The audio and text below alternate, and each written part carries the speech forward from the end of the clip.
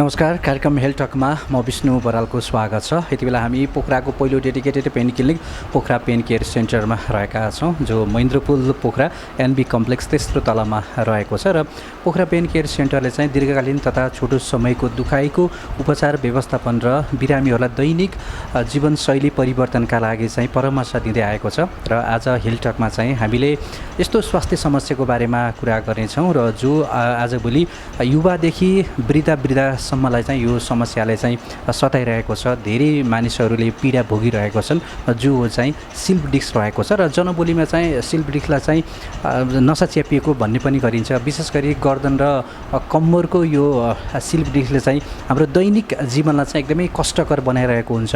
यस्तो अवस्थामा कसरी उपचार गर्ने, डाक्टरको परामर्श कसरी लिने भन्ने कुराहरू पनि मानिसमा अलिकति दुविधा भइरहेको हुन्छ। कुन औषधि खाँदा ठिक होला भन्ने खालको कुरा पनि बिरामीहरूमा भइरहेको हुन्छ। र विशेषज्ञ डाक्टरहरूसँग अब तपाईँ सल्लाह लिन सक्नुहुन्छ। यसै सन्दर्भमा आज हामी कुराकानी गर्नेछौँ। र कुराकानी गर्नका लागि पोखरा पेन केयर सेन्टरका दुखाइ रोग विशेषज्ञ डाक्टर हरि पौडेल सर हामीसँग हुनुहुन्छ। यहाँलाई कार्यक्रममा स्वागत छ। धन्यवाद। आराम हुनुहुन्छ? हजुर, ठिक छ। डाक्टर साहब, यो स्लिप डिस्क भनेको वास्तवमा के हो? धेरै बिरामीहरूले भन्नुहुन्छ र बोलीचालीको भाषामा उहाँहरूले अलिकति नबुझेर पनि हुनसक्छ। स्लिप डिस्क भनेको हाम्रो शरीरमा भएको हड्डीले चाहिँ अन्त सरेको अथवा हड्डी बसेको ठाउँबाट अन्त सरेको परिवर्तन भयो भन्ने खालको बुझाइ पनि रहेको हुन्छ। जनमानसमा त्यो बोल्ने खालको कुराहरू भइरहेको हुन्छ। यसलाई कसरी बुझाउनुहुन्छ यहाँले? अब यो खासमा सबभन्दा पहिला त के बुझ्नु पऱ्यो भन्दाखेरि हाम्रो यो मेरुदण्डको बनावट बुझ्नु पऱ्यो होइन। हाम्रो यो मेरुदण्ड चाहिँ यसरी 31वटा हड्डी मिलेर बन्या हुन्छ। हाम्रो गर्दनमा 7वटा, ढाड यो छातीमा 12वटा र ढाडमा चाहिँ 5वटा हड्डी हुन्छ। अब विशेष गरी ढाडको तल्लो कम्मरको जुन हड्डी छ त्यसलाई हामी लम्बर भन्छौँ, जसमा चाहिँ L1, L2, L3, L4, L5 5वटा। त्यसै घाँटीको बेला हामी सर्भाइकल भन्छौँ होइन, सर्भाइकल 7वटा र डोर्सल भनेको चाहिँ यो हाम्रो छातीको। यसरी यो विभिन्न किसिमका मेरुदण्डको हड्डी मिलेर चाहिँ हाम्रो मेरुदण्ड बनेको हुन्छ। र प्रत्येक हड्डीको मुनि दुईवटा हड्डीको बिचमा चाहिँ एउटा कुरकुरे हड्डी हुन्छ, जसलाई चाहिँ हामी इन्टरभर्टिबल डिस्क भन्छौँ। बुझ्नुभयो नि? अब यो डिस्क जुन छ इन्टरभर्टिबल डिस्क, यो चाहिँ विशेष किसिमको तन्तुले बनेको हुन्छ। यो चाहिँ सम्भवतः हाम्रो जिउको एकदमै बलियो तन्तुहरूमध्ये एउटा हुन्छ। यसको बाहिरी भाग भने भित्री भाग चाहिँ यसको जेल जस्तो हुन्छ। अब विभिन्न कारणवश जब त्यो बाहिरी भाग कमजोर हुन थाल्छ, त्यसपछि त्यो बाहिरी भागमा चिरा पर्ने र बाहिरी भाग बिस्तारै फाटिने हुनसक्छ। जुन चाहिँ ठाउँमा सबैभन्दा बढी प्रेसर पर्ने हुन्छ त्यो ठाउँबाट त्यसलाई चाहिँ हामी यो डिस्क बिस्तारै च्यातिने प्रक्रिया भन्छौँ। र यसरी क्रमशः रूपमा चाहिँ जब तपाईँको यो डिस्क चाहिँ कमजोर हुँदै जान्छ, जसलाई हामी इन्टरभर्टिबल डिस्क डिजेनरेसन अथवा इन्टर्नल डिस्क डिस्ट्रप्सन भनेर भन्छौँ। र त्यो प्रक्रियाले चाहिँ डिस्क कमजोर हुन थालेपछि डिस्क च्यातिने र डिस्कभित्रको मटेरियल जुन जेली छ त्यो चाहिँ बाहिर निस्किन थाल्ने हुन्छ। हो चाहिँ हामीले चाहिँ स्लिप डिस्क भन्छौँ। जब त्यो डिस्कभित्रको कन्टेन्ट निस्किएर आफ्नो ठाउँभन्दा बाहिर जान्छ, अब त्यो डिस्कको वरिपरिको ठाउँ चाहिँ नसा बस्ने घरहरू हुन्छ, जसलाई चाहिँ हामी फोरामेन भन्छौँ होइन। त्यो दुईतिरबाट चाहिँ दुईवटा नसा निस्किने, जस्तै घाँटीको नसाहरू निस्केर हाम्रो हातलाई सप्लाई गर्ने, त्यस्तै गरेर कम्मरको नसाहरू, लम्बर रिजनको नसाहरू चाहिँ खुट्टातिर सप्लाई गर्ने हुन्छ। जब त्यो डिस्क बढी मात्रामा च्यातिने र डिस्क कन्टेन्ट बाहिर निस्किन थाल्छ र त्यो डिस्क धेरै मात्रामा बाहिर निस्केपछि त्यसलाई हामी डिस्क प्रोल्याप्स भनेर भन्छौँ, जसलाई PIVD पनि भन्छ, प्रोल्याप्स अफ इन्टरभर्टिबल डिस्क भन्छ। र यो प्रोल्याप्स भएको जुन कुरा छ, बाहिर निस्केको डिस्कबाट बाहिर निस्केको जेली छ, त्यो चाहिँ विभिन्न ठाउँमा जान सक्छ। त्यो सिधै पछाडि गएर मेन मेरुदण्ड बस्ने घरलाई साँघुरो बनाएर मेरुदण्डमा दबाब दिन पनि सक्छ, अथवा त्यो दायाँतिर अथवा बायाँपट्टि बढी निस्किएर त्यसले दाहिने अथवा बायाँतर्फको नसा बस्ने घर साँघुरो मात्र पार्ने, अथवा कहिलेकाहीँ नसा निस्किने ठाउँलाई धक्का दिने, अथवा कहिलेकाहीँ नसालाई नै थिचिने पनि हुनसक्छ। त्यसैले यो स्लिप डिस्कको पनि विभिन्न स्टेजहरू रहन्छ, जुन चाहिँ इन्टर्नल डिस्क डिस्ट्रप्सनको त्यो स्टेज अनुसार चाहिँ लक्षण र लक्षण अनुसारको चाहिँ उपचार हुन्छ। डाक्टर साहब, यदि कसैलाई गर्दनको यो डिस्क स्लिप भएको छ भने, गर्दनमा भएको छ भन्ने कुरा कसरी बुझ्न सकिन्छ? यसका लक्षणहरू पनि के रहेका छन् यो पनि बताइदिनु न। सामान्यतया यो मैले भने डिस्कको जब डिस्क जन्य दुखाइ हुन्छ, यो डिस्क जन्य दुखाइ चाहिँ नि डिस्कको डिस्ट्रप्सन अथवा इन्टर्नल डिस्क डिस्ट्रप्सन अथवा डिजेनरेटिभ डिस्क डिजिज भन्छौँ हामी। यो चाहिँ कलिलो उमेरदेखि नै देखा परेको छ। यसको मुख्य कारण चाहिँ जीवनशैली, जुन चाहिँ आजभोलि चाहिँ गर्दनको डिस्क स्लिप हुने सबभन्दा प्रमुख कारण चाहिँ यो टेक्निकल नेक अथवा निहुरेर मोबाइल चलाउने, निहुरेर ट्याब्लेट चलाउने, लामो समयसम्म कुर्सीमा बसेर ल्यापटपमा कम्प्युटरमा काम गर्ने र निहुरेर धेरै बेरसम्म लामो समयसम्म मोबाइल चलाउने गर्दाखेरि चाहिँ डिस्क बिस्तारै कमजोर हुँदै जाने गर्छ। त्यसबाहेक विभिन्न किसिमको बाथरोगहरूले गर्दाखेरि पनि डिस्क कमजोर हुँदै जाने र व्यायामको अभाव भयो र आहार विहार होइन अत्याधिक मात्रामा चुरोट रक्सीको सेवन गर्ने, पानीको कम हुने, रेगुलरली मान्छे डिहाइड्रेट हुने भयो भने चाहिँ यो डिस्क कमजोर हुँदै जान्छ। अब यो डिस्क कमजोर हुने जुन डिस्कको डिस्ट्रप्सन हुने प्रक्रिया छ, यो प्रक्रिया चाहिँ यसको चाहिँ स्टेजहरू रहन्छ र सामान्यतया सुरुमा चाहिँ गर्दनमा अलिकति दबाब जस्तो महसुस हुने, अलिकति गर्दन भारी भए जस्तो हुने चाहिँ अर्ली फेजको स्टेजहरू हुन्छन् भने अब डिस्क धेरै नै मात्रामा च्यापिएर नसा बस्ने घरहरू साँघुरो पार्न थाल्यो भने लक्षण अब गर्दनमा मात्र नभएर हातमातिर आउन थाल्छ अघि र नसा बढी नै च्यापिएछ भने हातहरू झन्झन गर्ने, करेन्ट लागे जस्तो हुने, सिल्का हान्ने, हातमा कमजोरी फिल हुने र धेरै नै नसामा दबाब भयो अथवा मेरुदण्डमा नै दबाब उत्पन्न भयो भने चाहिँ हातहरूले महसुस गर्न छोड्ने, हात चलाउन नसक्ने र क्रमिक रूपमा चाहिँ हातहरू कमजोर हुँदै जाने हुनसक्छ। त्यसैले यो लक्षण चाहिँ नि डिस्क डिस्ट्रप्सन चाहिँ कस्तो अवस्थामा छ त्यो अनुसार चाहिँ सामान्य गर्दनको दुखाइ, सामान्य गर्दनको भारीपनदेखि लिएर तपाईँको हातहरूमा दुखाइ आउने र कहिलेकाहीँ चाहिँ त्यो दुखाइ चाहिँ तपाईँको टाउकोतिर पनि जाने हुनसक्छ। यसरी चाहिँ यो घाँटीको अथवा सर्भाइकल डिस्कको दुखाइले चाहिँ यसरी प्रेजेन्ट गर्ने गर्दछ। डाक्टर साहब, धेरै मानिसहरू, धेरै बिरामीहरूले भन्नुहुन्छ मेरो कम्मरको हड्डी खिएको थियो र नसा च्यापियो छ भन्ने कुरामा सधैँ उहाँहरू झुकिरहनु भएको छ र यहाँले धेरै पोखरा पेन केयरमा आउने, उपचार गर्न आउने धेरै बिरामीहरूको उपचार पनि गरिरहनु भएको छ। उहाँले भनेअनुसार फरक पाउनु भएको छ कि कस्तो छ? उहाँले त्यो दुखाइ अथवा त्यो नसा च्यापिएको अथवा हड्डी खिएर नसा च्यापिएकै हो भन्ने कुरा उहाँले भनेको कुरा कतिको सही छ, बिरामीहरूले भनेको कुराहरू? होइन, यस्तो हुन्छ हेर्नुहोस्, अब यो जब मान्छेलाई दुःख हुन्छ, हामी बिरामी आउँदाखेरि त ढाड दुख्ने लक्षण लिएर आउनु होला, कोही मान्छे खुट्टातिर दुखाइ गयो भन्ने आउँछ होला। यदि तपाईँको डिस्क रिलेटेड प्रब्लम छ र डिस्कले तपाईँको नसा बस्ने घर साँघुरो बनाएको छ अथवा मेरुदण्ड बस्ने घर साँघुरो बनाएको छ अथवा नसा छोएको छ अथवा नसा थिचेको छ भने यस्तो अवस्थामा चाहिँ दुखाइ ढाडमा मात्र रहँदैन, गर्दनको हकमा पनि गर्दनमा मात्र रहँदैन, हाततिर आउन थाल्छ। त्यस्तै कम्मरको दुखाइ पनि अब तपाईँको खुट्टातिर, तपाईँ बस्ने ठाउँ यो पुठोको मांसपेशीहरूमा दबाब उत्पन्न हुने, सिल्का हान्ने, खुट्टामा झमझम गर्ने, करेन्ट लागे जस्तो हुने, खुट्टाको मांसपेशीहरू कमजोर हुने, हिँड्न अप्ठ्यारो हुने, दिसा पिसाबमा लक्षणहरू देखिने अथवा दिसा गर्ने ठाउँ पिसाब गर्ने ठाउँमा झमझम झमझम भइराख्ने, सिस्नुले पोलाए जस्तो भइराख्ने यस्तो लक्षणहरू हुन्छ। त्यसैले हरेक डिस्कमा समस्या आउने बित्तिकै नसै च्यापिन्छ भन्ने छैन र यो चाहिँ बिरामीले के कस्तो समस्या लिएर आउनु भएको छ, बिरामीलाई जाँच गर्दाखेरि डिस्कमा मात्र प्रब्लम छ कि अथवा नसा बस्ने घरमा अथवा नसै थिचिएको छ कि भन्ने समस्या चाहिँ हामीले बिरामीलाई जाँचेपछि र शङ्का लागेको बेलामा चाहिँ हामीले चाहिँ सबैभन्दा सेन्सिटिभ चाहिँ हामीले एमआरआई भन्ने जाँच गराउँछौँ र एमआरआई गरेपछि चाहिँ डिस्क कति मात्रामा च्यातिएको छ अथवा कति मात्रामा हर्नेट भएको छ, डिस्क बाहिर निस्केर कुन चाहिँ ठाउँमा गएर नसा बस्ने घर अथवा नसा नै अथवा मेरुदण्ड बस्ने घर अथवा मेरुदण्डको कुनै भागलाई दबाब दिइरहेको छ कि छैन भन्ने कुरा त्यसमा छर्लङ्ग देखिन्छ र त्यो अनुसार चाहिँ हामीले बिरामीको उपचार गर्ने हो होइन। डिस्कको दुखाइमा नसा नै च्याप्पिनै पर्छ भन्ने पनि छैन र हरेक ढाड दुखाइ डिस्ककै कारणले हुन्छ भन्ने मात्र पनि छैन। बुझ्नुभयो कि बुझ्नु भएन? डिस्क मात्र एउटा स्ट्रक्चर होइन, ढाड दुखाइको प्रमुख कारणमा चाहिँ हाम्रो यो फेसेट जोइन्टहरू हुन्छ, त्यसपछि डिस्क त भइहाल्यो, हामीले कुरा गरिहाल्यौँ, सँगसँगै एसआई जोइन्ट हुन्छ, सँगसँगै त्यहाँ ढाडको जुन हड्डी छ त्यो हड्डी नै कमजोर हुनसक्ने हुन्छ। लामो समयदेखि डिस्क खियो भने जब दुईवटा डिस्क बिचको दूरी कम हुन्छ तर त्यो सबै दबाब चाहिँ हड्डीमा पर्न जान्छ, त्यसैले हड्डीको एन्डहरू अथवा भर्टिबल एन्ड प्लेट भन्छौँ हामी, त्यसमा पनि बिस्तारै घस्रण आएपछि त्यहाँबाट पनि दुखाइ आउन सक्छ, जुन चाहिँ ढाडको दुखाइ मात्र भएर प्रस्तुत गर्दछ भने डिस्क बाहिर निस्केर नसा बस्ने घर साँघुरो भएको खण्डमा चाहिँ अब त्यो दुखाइ ढाडमा मात्र नभएर तपाईँको खुट्टातिर आउने, सिल्का हान्ने, नसाजन्य दुखाइ, जुन चाहिँ हामीले अघिल्लो श्रृङ्खलामा पनि डिस्कस गऱ्यौँ। नसाजन्य दुखाइको लक्षणहरू कस्तो हुन्छ भन्दाखेरि पोल्ने, सिल्का हान्ने, करेन्ट लागे जस्तो हुने, सिस्नुले पोलाए जस्तो हुने, यस्तो खाले लक्षणहरू तपाईँको खुट्टामा, कुनै एउटा मात्र खुट्टामा नि हुनसक्छ, दुईटै खुट्टामा हुनसक्छ, खुट्टाको कुनै एउटा भागमा हुनसक्छ र पुरै खुट्टामा पनि हुनसक्छ। कुन चाहिँ लेभलमा डिस्कले नसा च्याप्या छ त्यो अनुसार लक्षण आउँछ। त्यसैले डिस्क कमजोर हुँदैमा अथवा स्लिप डिस्क हुँदैमा नसै च्यापिनुपर्छ भन्ने छैन। नसा च्यापिएछ भने त्यही अनुसारको नसाजन्य दुखाइको लक्षण देखिन्छ भने नसा नच्यापिएको खण्डमा दुखाइ चाहिँ विशेष गरी ढाडमा मात्र सीमित रहन्छ। जस्तो पहिले यो समस्याहरू अलिकति उमेर भएका मानिसहरूमा बढी हुन्थ्यो भने आजकल चाहिँ यो कम उमेरका युवाहरूमा पनि यस्तो समस्याहरू देखिन थालेको छ र विशेष गरी यो युवाहरूमा यति धेरै तीव्र गतिमा यस्तो समस्या बन्नुको कारण अघि पनि तपाईँले भन्नुभयो अलिकति ल्यापटप, कम्प्युटर होइन अस्वस्थकर जीवनशैलीको कारणले गर्दा यस्तो भइरहेको भनेर यहाँले भन्नुभयो। यो तीव्र गतिमा युवाहरूमा पछिल्लो समय बन्नुको कारण यही मात्रै छ कि अरू के पनि रहेको छ पनि जानकारी गराइदिनु न। मुख्यतया डिस्क भनेको चाहिँ यस्तो खाले स्ट्रक्चर्स हो जसको न्युट्रिसन चाहिँ आफै पम्पिङ एक्सनबाट हुन्छ। डिस्कभित्र चाहिँ अक्सिजनको जेनेरेट हुने चाहिँ डिस्कको पम्पिङ एक्सनले जति मात्रामा हामीले हाम्रो स्पाइनलाई, मेरुदण्डलाई चलायमान राख्छौँ त्यति नै हाम्रो डिस्क हेल्दी हुन्छ। र आजभोलिको जीवनशैलीमा चाहिँ लामो समयसम्म कुर्सीमा बसेर गर्ने कामहरू बढी मात्रामा हुने, गाडीमा साधनमा यात्रा अत्याधिक मात्रामा हुने, जसले गर्दाखेरि चाहिँ उचित व्यायाम पाउँदैन र ढाडको मेरुदण्डलाई सपोर्ट गर्ने मांसपेशीहरू पनि तन्दुरुस्त र बलियो हुन पाउँदैन।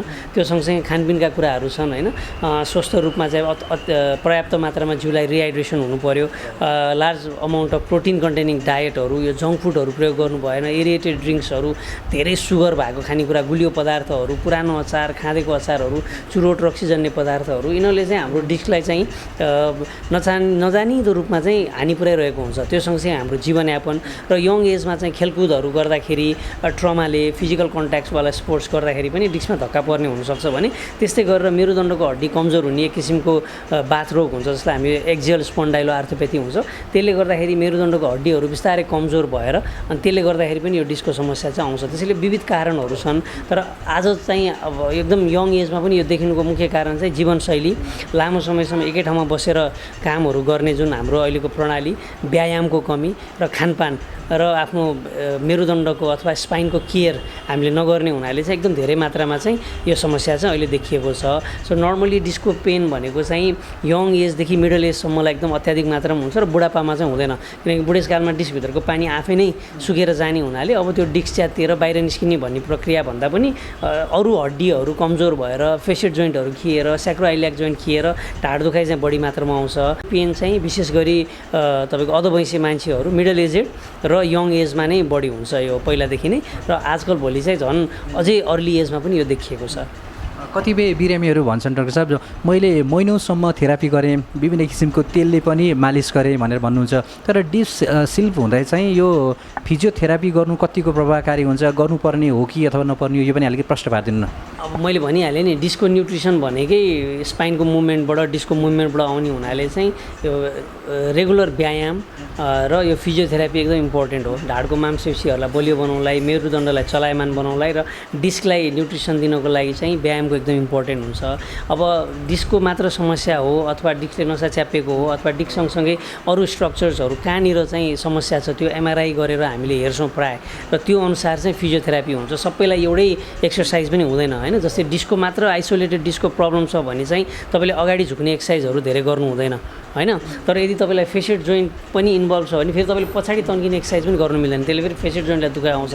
त्यसैले कारण के हो त दुखाइको, र तपाईँको डिस्क चाहिँ कस्तो अवस्थामा छ, डिस्क प्रोट्रुजन छ, सामान्य बल्ज मात्र हो, सामान्य एनुलर टियर मात्र हो कि डिस्कको भित्रको कन्टेन्ट बाहिर निस्किएर त्यो अत्याधिक मात्रामै नसामा दबाब दिएको छ कि, मेरुदण्ड बस्ने घरै साँघुरो बनाएको छ कि, तपाईँमा रेड फ्ल्याग्स अथवा खतराका सूचकका सङ्केतहरू छन् कि, त्यो सबै कुरा हेरेपछि मात्र बिरामीलाई चाहिँ उचित व्यायाम गर्ने हो कि अथवा तपाईँलाई औषधि र व्यायामको मिश्रणमा हामी फिजियोथेरापी प्लस फार्माकोथेरापीमा जाने हो कि, अथवा कतिपय अवस्थामा मिनिमल इन्भेजिभ हामीले टेक्निकहरू लगाउँछौँ, इन्जेक्सनको प्रविधिहरू, ओजोन ग्यासको प्रयोग गरेर डिस्क सुकाउने, त्यस्तै गरी रेडियो फ्रिक्वेन्सी एब्लेसन गर्ने, बायोकुलोप्लास्टी गरेर डिस्कलाई रिपेयर गर्ने हो कि, अथवा अत्याधिक मात्रामा रेड फ्ल्याग छ भने त तपाईँले सर्जरी नै गर्नुपर्ने बिरामीहरू पनि हुनुहुन्छ होइन। त्यसैले यो विभिन्न चरणबद्ध रूपमा बिरामीको लक्षणहरू देखिन्छ र बिरामीको डिस्कको जुन समस्या कुन चाहिँ चरणमा छ त्यो अनुसार चाहिँ उपचार पद्धति चाहिँ हामीले अवलम्बन गर्नुपर्ने हुन्छ। आजकल चाहिँ यो सुईको माध्यमबाट गरिने ओजोन थेरापीको पनि एकदमै चर्चा छ। यो स्लिप डिस्कमा चाहिँ बिरामीहरूको लागि यो ओजोन थेरापीले कतिको काम गर्छ, यो पनि यसको जानकारी गराइदिनु। यो ओजोन न्युक्लियोलाइसिस चाहिँ सम्भवतः लगभग आजभन्दा 7 वर्ष अगाडिदेखि हामीले सुरु गरेको हो र नेपालमा ओजोन न्युक्लियोलाइसिस सबैभन्दा पहिला हामीले नेपाल पेन केयर सेन्टरबाट स्टार्ट गरेको। त्योभन्दा अगाडि यो ओजोन न्युक्लियोलाइसिस गर्ने चलन थिएन नेपालमा होइन।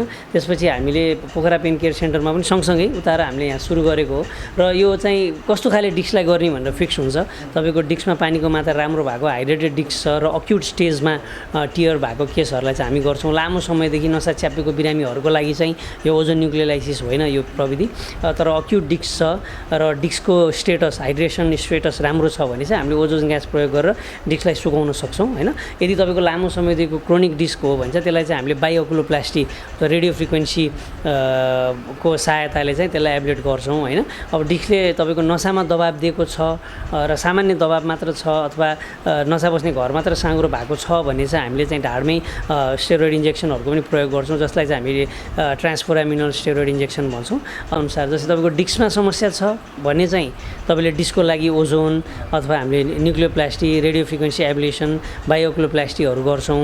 नसामा आएर लक्षण खुट्टातिर जान थाल्यो भने चाहिँ बल्ल हामीले चाहिँ यो ट्रान्सफोरामिनल इन्जेक्सन अथवा नसा धेरै नै दबाब छ भने चाहिँ न्युरोप्लास्टी, नसा बस्ने घरलाई खोल्ने प्रक्रिया गर्छौँ। र अब अत्याधिक मात्रामै मेरुदण्डमा दबाब छ, क्यानल स्टेनोसिस भइसकेको छ भने चाहिँ हामी त्यस्तो बेलामा चाहिँ बिरामीलाई चाहिँ शल्य चिकित्सकको माध्यमबाट चाहिँ त्यसलाई डिकम्प्रेसन गर्ने सल्लाह दिन्छौँ। नेपालमा पेन मेडिसिन वा दुखाइ व्यवस्थापन गर्ने विधा चाहिँ एकदमै अलि नयाँ विधा मानिन्छ र पोखरा पेन केयर सेन्टरमा आउने पोखरा लगायत गण्डकी प्रदेशका आसपासका बिरामीहरूको उपचार पोखरा पेन केयर सेन्टरले कसरी गरिरहेको छ र गण्डकी प्रदेशकै मलाई लाग्छ यो अग्रणी संस्था पनि रहेको छ दुखाइ रोगका लागि होइन। यहाँहरूले कसरी उपचार गरिरहनु भएको छ, बिरामीहरूको प्रतिक्रिया यहाँहरूले पनि बुझिरहनु भएको छ, कस्तो लागिरहेको छ? अब यो चाहिँ दुखाइ रोग चाहिँ एकदमै नयाँ भन्दा अहिलेलाई चाहिँ हामीसँग नेपालमा धेरैजना दुखाइ रोगको विशेषज्ञ आइसक्नु भयो। जति बेलामा हामीले यो दुखाइ रोगको क्लिनिक स्थापना गरेका थियौँ, जस्तै यो पोखरा पेन केयर सेन्टर पोखराकै पहिलो हो र काठमाडौँ बाहिरको पनि पहिलो हो, नेपालकै दोस्रो हो। योभन्दा अगाडि हाम्रो काठमाडौँमा नेपाल पेन केयर सेन्टर नेपालकै पहिलो डेडिकेटेड पेन क्लिनिक जहाँ पेनको लागि मात्र भनेर खोलेको र यहाँ मैले यो सेवा दिने बेलामा आजभन्दा 7 वर्ष अगाडि पेन क्लिनिकको अवधारणा थिएन र पेन मेडिसिनमा धेरै कुराहरू पर्छ। त्यसमा चाहिँ रिजेनरेटिभ मेडिसिनको एउटा पाटो रहन्छ, स्पोर्ट्स इन्जुरीको पाटो रहन्छ, हामीले त्यसमा चाहिँ नि मिनिमल इन्भेजिभ पेन टेक्निक्सहरू हुन्छ, त्यसै गरेर मिनिमल इन्भेजिभ स्पाइन इन्टरभेन्सन्सहरू हुन्छ होइन। विभिन्न त्यसमा धेरै कुराहरू छ र हामीले धेरै बिरामीलाई यो पेन मेडिसिनबाट चाहिँ सेवा दिइरहेका छौँ। दुखाइमा चाहिँ तपाईँको नसाजन्य दुखाइ, डिस्कहरूको प्रब्लम भइहाल्यो, घुँडाको कुरकुरे हड्डी खिने दुखाइ, मांसपेशी, लिगामेन्ट, टेन्डनहरूको इन्जुरी, स्पोर्ट्स इन्जुरीहरूले गर्दा हुने दुखाइ र गर्दनमा नसाहरू च्यापेर हुने दुखाइ, शरीरको अरू कुनै ठाउँमा नसाजन्य दुखाइहरू, फाइब्रोमाइल्जिया, तपाईँको हातको नसा च्यापिएर कार्पल टनल सिन्ड्रोम जस्ता विभिन्न रोगको बिरामीहरूलाई हामीले लामो समयदेखि उपचार गरिरहेका छौँ। र मैले यो पोखरा पेन केयर सेन्टर यो मैले खोलेको नै लगभग अब 6 वर्ष हुन लागिसक्यो र विगत यो 6-7 वर्षमा हामीले धेरै बिरामीलाई पेन मेडिसिनको सेवा दिएका छौँ। अब हामीमा धेरैजना बिरामीहरूलाई चाहिँ यो स्लिप डिस्कको बिरामीहरू पनि अत्याधिक मात्रामा आउनुहुन्छ र हामीले चाहिँ एकदमै कम बिरामीलाई मात्र इन्टरभेन्सन गर्छौँ होइन। मैले लगभग मेरो इन्टरभेन्सनको रेट हेर्नुहुन्छ भने 5-6% मान्छेहरूमा मात्र हुन्छ अहिले ढाडकोमा होइन। सामान्यतया बिरामीको बुझाइ के छ भने ढाड दुख्ने बित्तिकै चाहिँ नि यो अरू केही पनि नगर्ने, इन्जेक्सन लगाउने भन्नुहुन्छ। तर मैले चाहिँ अब यत्रो लामो समयदेखि उपचार प्रणाली अवलम्बन गर्दा हाम्रो बिरामीहरू धेरै जसो बिरामीहरूमा चाहिँ यो ढाड दुखाइको डिस्कोजेनिक पेनको बिरामीहरू धेरै जसो अलमोस्ट 70 देखि 80% बिरामीलाई चाहिँ औषधि र व्यायामबाट नै निको हुन्छ है त। बाँकी रहेको जुन 20% मान्छेहरू छ उनीहरूलाई चाहिँ हामीले विभिन्न फर्मको अरू अघि हामीले डिस्कस गरेको इन्टरभेन्सनल टेक्निक्सहरू, ओजन न्युक्लियोलाइसिस होला, रेडियो फ्रिक्वेन्सी एब्लेसनहरू अथवा न्युरोप्लास्टी गर्नुपर्ने हुन्छ र त्यसमध्ये 2-4% मान्छेलाई चाहिँ नि शल्य चिकित्साको आवश्यक पर्ने हुन्छ। यसरी चाहिँ सबैलाई एउटै बास्केटमा राखेर चाहिँ हेर्नु मिल्दैन। कतिपय अवस्थामा चाहिँ बिरामीको लक्षण र एमआरआई हामीले मिलाएर हेर्नुपर्ने हुन्छ। उपचारको एमआरआई हुँदैन तर एमआरआईमा केही पनि छैन तर बिरामीलाई लक्षण हुनसक्छ भने कतिपय अवस्थामा चाहिँ एमआरआई हेर्दाखेरि डरलाग्दो भयो भने बिरामीलाई लक्षण हुँदैन, किनकि उपचार गर्ने त बिरामीलाई हो। धेरै जसो बिरामीहरू चाहिँ हाम्रोमा पहिल्यै एमआरआई गराइसकेर आउनु भएको हुन्छ अनि पहिल्यै मेरो नसा च्याप्या छ ल म सुई लाउन आएको भनेर आउनुहुन्छ। त्यस्तो बिरामीहरूलाई चाहिँ म के भन्न चाहन्छु भने चाहिँ तपाईँको ढाड दुखाइको धेरैवटा कारणहरू हुन्छ। एमआरआईमा डिस्कको समस्या देखियो भन्दैमा नसा च्यापिएर ढाड दुखेको हुन्छ भन्ने हुँदैन। तपाईँले आफ्नो दुखाइ रोग विशेषज्ञसँग राम्रोसँग जाँचबुझ गराउनुहोस्। पेन जेनेरेटर कुन हो त्यो आइडेन्टिफाई गर्नुपर्ने महत्त्व हुन्छ र तपाईँको डिस्कोजेनिकै पेन हो भने डिस्कको उपचार पद्धति भनेको चाहिँ डिस्कलाई चाहिँ हामीले ओजन न्युक्लियोलाइसिस गर्ने र बायोक्लोप्लास्टी गर्ने, यो दुईवटा चाहिँ डिस्कको लागि हो। यदि तपाईँको नसा छुन थालेको छ, नसा बस्ने घर साँघुरो भएको छ भने चाहिँ ट्रान्सफोरामिनल इन्जेक्सन, रेडियो फ्रिक्वेन्सी एब्लेसन अथवा न्युरोप्लास्टी चाहिँ तपाईँको लागि हो। र अत्याधिक मात्रामा तपाईँको क्यानल साँघुरो भइसकेको छ भने चाहिँ तपाईँले चाहिँ न्युरोसर्जन अथवा स्पाइनल सर्जन डाक्टर साहबसँग परामर्श गरेर डिकम्प्रेसन गर्नुपर्ने हुनसक्छ। त्यो अवस्था हेरेर हुन्छ, सबैलाई एउटै उपचार पद्धति लागु नहुनसक्छ। त्यसैले तपाईँलाई कुनै पनि किसिमको ढाडको दुखाइ छ र अब तपाईँले एमआरआई गरेर डिस्कको समस्या हो भनेर तपाईँलाई थाहा भइसकेको छ भने चाहिँ नि आफ्नो चिकित्सकलाई देखाउन सक्नुहुन्छ र चिकित्सकको परामर्श अनुसार चाहिँ उचित उपचार गर्नुभयो भने चाहिँ जटिलताबाट पनि बच्न सकिन्छ र कम्प्लिकेसन पनि अभोइड गर्न सकिन्छ। हस् यो महत्त्वपूर्ण जानकारीका लागि यहाँलाई धेरै धेरै धन्यवाद दिन चाहन्छु हस् धेरै धेरै धन्यवाद धेरै धेरै धन्यवाद र आज हामीले चाहिँ स्लिप डिस्कको बारेमा कुराकानी गऱ्यौँ र तपाईँको पनि यस्ता समस्याहरू छन् भने आफ्नो विशेषज्ञ डाक्टरसँग चिकित्साको परामर्श लिनु सक्नुहुनेछ र आफ्नो जीवनशैली परिवर्तन गर्नुहोस् एक्सर्साइज व्यायाम तपाईँले रेगुलरी गर्नुपर्ने हुन्छ भन्दै आजको श्रृङ्खलाबाट हामी बिदा लिन्छौँ अर्को अङ्कमा फेरि पनि हाम्रो भेट हुनेछ हस् त नमस्कार